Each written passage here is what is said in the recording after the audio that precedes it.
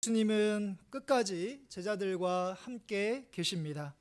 1절 말씀에서 예수께서 이 말씀을 하시고 제자들과 함께 기드론 시내 건너편에 나가시니 그곳에 동산에 있는데 제자들과 함께 들어가시니라. 아멘. 오늘 말씀의 시작은 예수께서 이 말씀을 하시고입니다. 예수님께서 하신 말씀이 무엇인지 요한복음 17장, 그러니까 우리가 읽은 말씀이 18장인데요.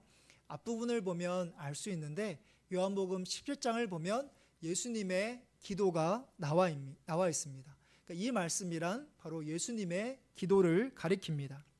주중에 새벽기도 시간에 저희가 살펴보았던 것처럼 예수님은 자신을 위해서, 그리고 제자들을 위해서, 그리고 제자들을 통해서 믿게 될 우리들 위해서 기도하십니다.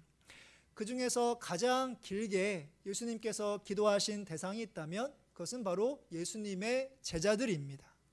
예수님의 제자들을 위해서 기도하실 때 바로 제자들이 하나 될 수 있도록 기도하시고, 또한 제자들이 악에 빠지지 않기를 기도하십니다.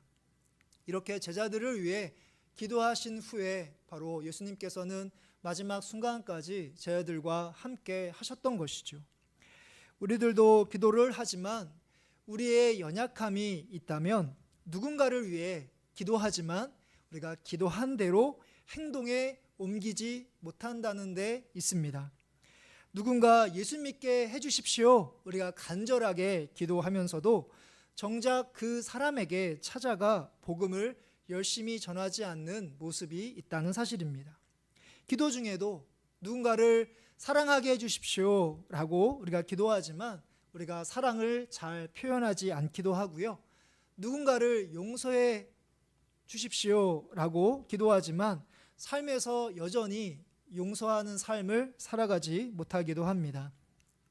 이런 우리의 모습에 비하여 예수님은 마지막 순간까지 제자들을 위해서 기도하실 뿐만 아니라 바로 기도하신 그 제자들과 함께 하십니다. 예수님의 모습을 본받으셔서 기도한 대로 행하는 삶을 살아가시기를 바랍니다. 우리의 기도와 우리의 삶이 여전히 이제 간극이 있는데요. 우리가 기도는 열심히 하지만 우리의 삶이 기도한 대로 행동하지 못한다면 그 간극을, 그 간격을 점점 줄여 나가시는 여러분들의 신앙이 되시기를 바랍니다. 그리고 오늘 말씀 당시 예수님은 이제 곧 붙잡히시게 될 텐데요. 이 일에 앞장서는 사람이 있으니 그 사람의 이름은 바로 가룟 유다입니다. 오늘 말씀에서 가룟 유다를 표현하기를 예수를 파는 유다라고 부르고 있습니다. 2절 말씀을 보시면 그곳은 가끔 예수께서 제자들과 모이시는 곳이므로 예수를 파는 유다도 그곳을 알더라. 5절 말씀에서도 보면 대답하되 나사렛 예수라 하거늘 이르시되 내가 그니라 하시니라. 그를 파는 유다도 그들과 함께 섰더라. 그러니까 가룟 유다를 가리켜서 예수를 파는 유다라고 소개하고 있습니다. 예수님을 파는 유다의 모습이 오늘 말씀 3절에 자세하게 묘사되어 있습니다. 가룟 유다는, 예수를 파는 유다는 로마 군대와 그리고 대제사장들이 보낸 일행과 함께 동행하여 예수님 앞에 있게 됩니다. 그리고 그들은 무엇을 가지고 있냐면 등과 횃불과 그리고 무기입니다. 이들의 모습과 예수님의 모습은 너무나 다른데요. 가룟 유다가 예수님을 파는 유다였다면 나사렛 예수는 제자들과 함께 하시는 예수님이십니다. 그리고 예수님이 계신 장소는 동산으로서 2절의 말씀을 보면 예수를 파는 유다도 이미 아는 장소입니다. 그러니까 예수님은 자신이 잡히시지 않기 위하여 은신처에 숨으셨던 것이 아닙니다. 그리고 로마 병력과 유다 사람들과 같은 그런 많은 사람들이 예수님을 잡는 것에 있어서 필요하지 않았습니다. 또한 예수님은 잡히시지 않기 위해 거부하시거나 저항할 마음도 없으셨습니다.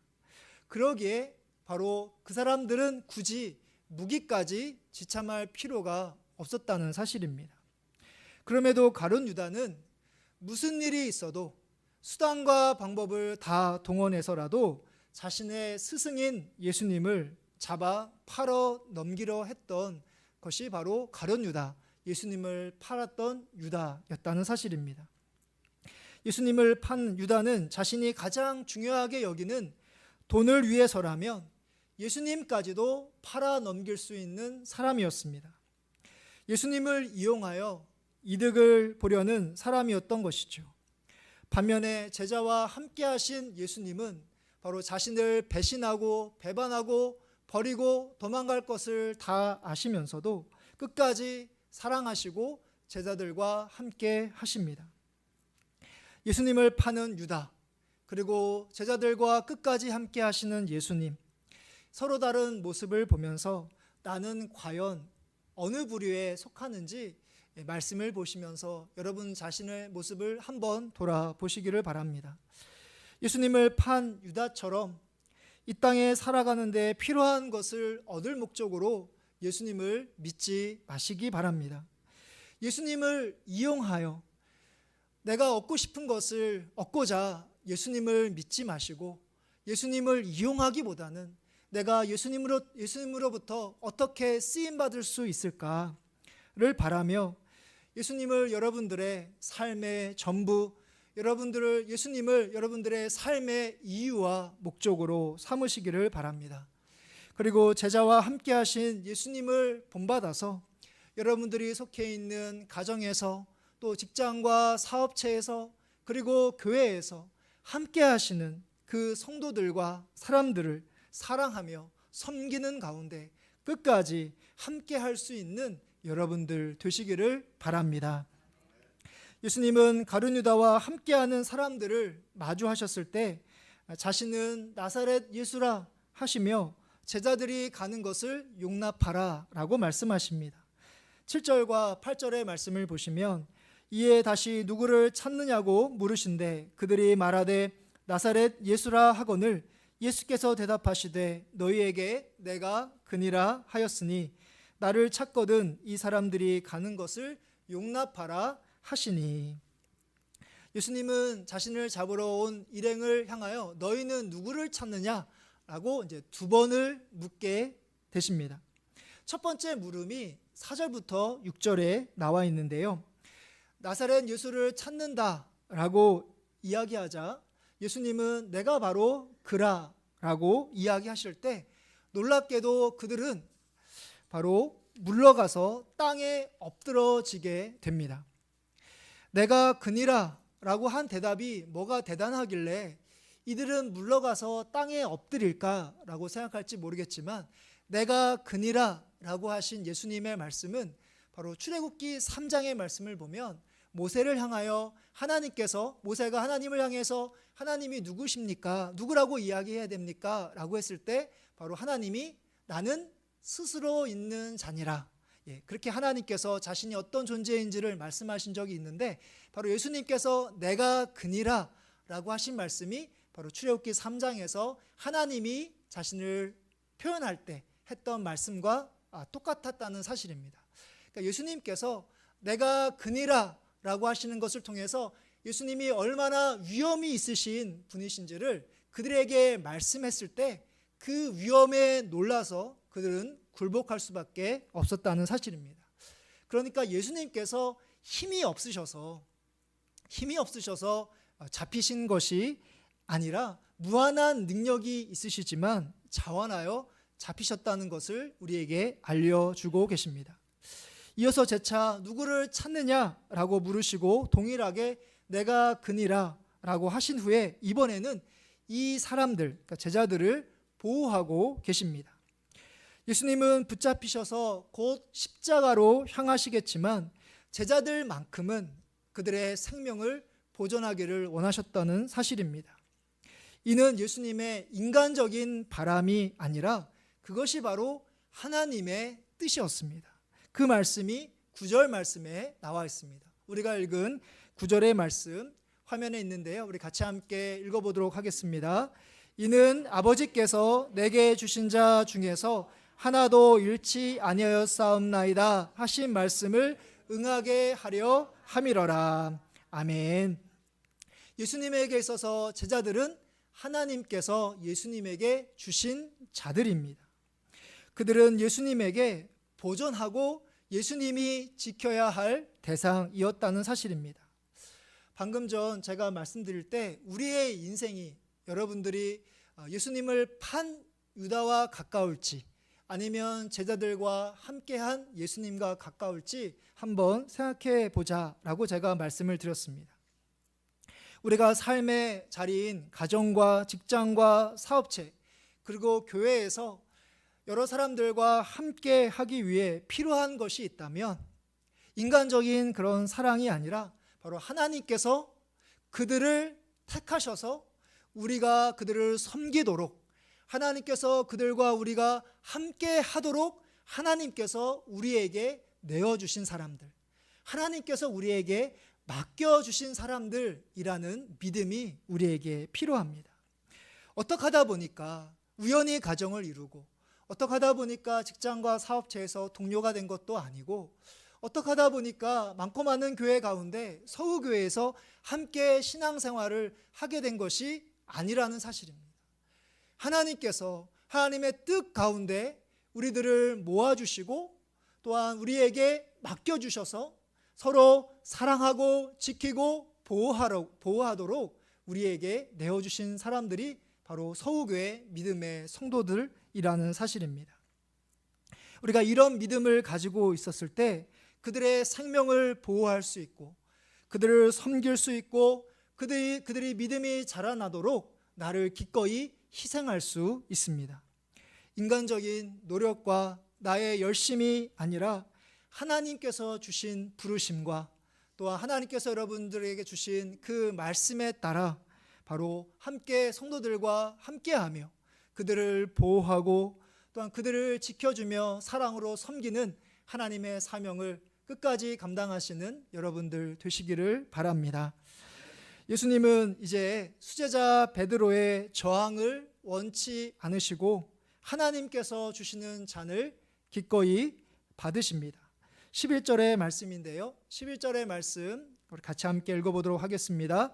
예수께서 베드로더러 이르시되 칼을 칼집에 꽂으라. 아버지께서 주신 잔을 내가 마시지 아니하겠느냐 하시니라. 아멘. 베드로의 저항이 10절에 자세하게 묘사되어 있습니다.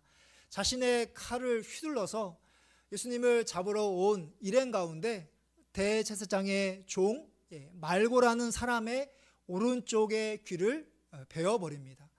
다른 성경에는 이 사람의 이름이 나와 있지 않지만 요한복음에서는 바로 이 대제사장의 종의 이름이 자세하게 소개되어 있는 것을 우리가 확인해 볼 수 있습니다. 베드로는 아마도 이 행동을 통해서 그들을 위협하고 예수님을 붙잡으려는 예수님의 포박을 모면하려는 그러면서 예수님을 동시에 지키려 했던 것으로 보입니다. 그런데 이 베드로의 용감한 행동에 대하여 예수님은 감동받으시기는커녕 반응은 단호하십니다. 어떻게 보면 냉정하십니다. 칼을 칼집에 꽂으라. 쉽게 얘기해서 칼을 사용하지 말라라는 예수님의 반응입니다. 인간적으로 보면 베드로의 행동은 칭찬받아 마땅합니다. 제자가 스승을 보호하기 위한 것이며 다른 제자가 하지 못했지만 베드로는 앞장섰기 때문이죠. 그러나 이 순간 베드로가 제 아무리 용감하고 충성스럽게 보일지라도 예수님은 결코 기뻐할 수 없으셨고 받아들일 수 없었습니다. 왜냐하면 예수님은 베드로의 길이 아니라 바로 하나님의 길을 가야 하셨기 때문입니다. 하나님이 주시는 잔을 받아 마셔야 했기 때문입니다. 그 잔이란 바로 고난의 잔이자 바로 십자가를 지시는 것을 의미합니다.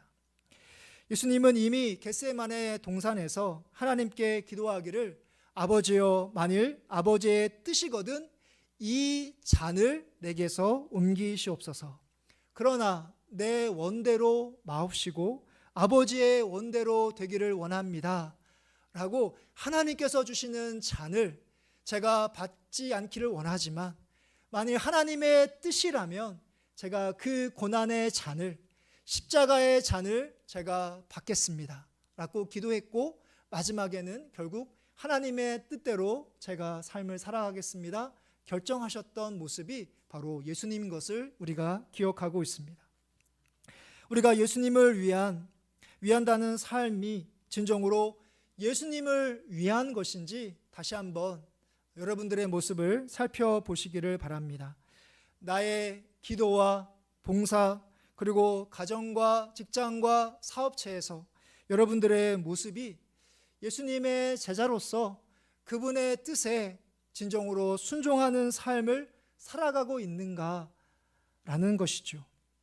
예수님의 뜻은 십자가이기 때문에 자기 십자가를 묵묵히 지며 걸어가야 하는데 우리는 베드로처럼 다른 사람들이 하지 않는 대범하고 눈에 띄는 행동에 관심이 있습니다. 그리고 그 행동의 중심에는 내가 다른 사람들이 하지 않는 행동을 통해서 사람들과 심지어 예수님을 통해서 예수님으로부터 인정을 받고 싶어하는, 그래 내가 이렇게 행동하는 사람이니까 나의 믿음은 좋은 사람이야 라고 내가 인정받기를 원하는 그런 마음이 우리들 마음 가운데 자리 잡고 있다는 사실입니다. 우리는 나름 최선을 다하여 신앙과 삶을 살아간다 여길지 모르나 예수님처럼 묵묵히 고난의 잔을 마시기보다는 베드로처럼 우리가 가지고 있는 칼을 휘두를 수 있는 것이 우리들의 모습이라는 사실입니다. 내가 칼을 휘둘렀을 때 의도하든 의도하지 않든 누군가의 해를 입힐 수 있다는 사실입니다. 다른 사람들에게 안 좋은 영향을 줄 수 있다는 사실입니다. 베드로처럼 예수님을 위한답시고 예수님을 보호한답시고 하는 그 행동이 바로 다른 사람들을 해칠 수 있는 것처럼 내가 예수님을 위한 것입니다. 교회를 위한 것입니다. 하나님의 나라를 위한 것입니다. 라고 말하고 행동하는 것 가운데 다른 사람들에게 좋지 않은 영향을 주는 것은 없는지 돌아보시는 가운데 예수님처럼 하나님의 뜻인 그 고난의 잔, 십자가를 향해 나아가시는 여러분들 되시기를 바랍니다. 이제 말씀을 마무리하려고 합니다. 예수님께서 이 땅에 오시는 순간부터 예수님의 그 목적은 바로 십자가를 지시는 것입니다. 우리가 읽은 종려주일 말씀처럼 바로 예루살렘에 올라오신 것도 십자가를 지시기 위해서입니다. 그러니까 예수님께서 하나님의 아들로서 이 땅에 오신 다음에 물론 맨 마지막에 예루살렘에서 겟세마네 그 골고다에서 십자가를 지셨지만 예수님의 삶은 그 십자가를 향하고 있었다는 사실입니다. 마지막에 십자가를 지셨지만 그러나 예수님의 공생애는 한마디로 십자가의 삶이라고 우리가 말할 수 있습니다. 오늘 말씀에서 바로 고난의 잔, 십자가를 지신 것은 바로 제자들을 끝까지 함께 하시는 그 모습에서 우리가 배울 수 있습니다. 제자들을 위해서 기도하셨고 또한 제자들이 자신을 버릴 것을 다 아시면서도 끝까지 제자들과 함께 하셨던 것을 기억합니다. 또한 예수님께서는 자신이 붙잡혀서 십자가를 질지 모르지만 바로 제자들을 보호하시고 보전하시는 하나님의 그 뜻에 순종하는 모습이야말로 십자가의 삶을 우리에게 보여주고 있습니다. 바로 예수님께서 우리에게 보여주신 그 십자가의 삶을 우리가 살아가시기를 바랍니다. 우리가 기도한 대로 행동하는 것, 또 같이 함께 가정과 직장과 사업체, 특별히 교회에서 함께 하신 우리 믿음의 성도들이 바로 하나님께서 우리에게 맡겨주신, 내어주신 하나님의 백성이라는 것을 기억하시고 여러분들의 힘과 정성을 다해 그렇게 섬기시는 것을 통해서 예수님의 고난에 참여하시는 여러분들의 삶이 되시기를 간절히 바랍니다.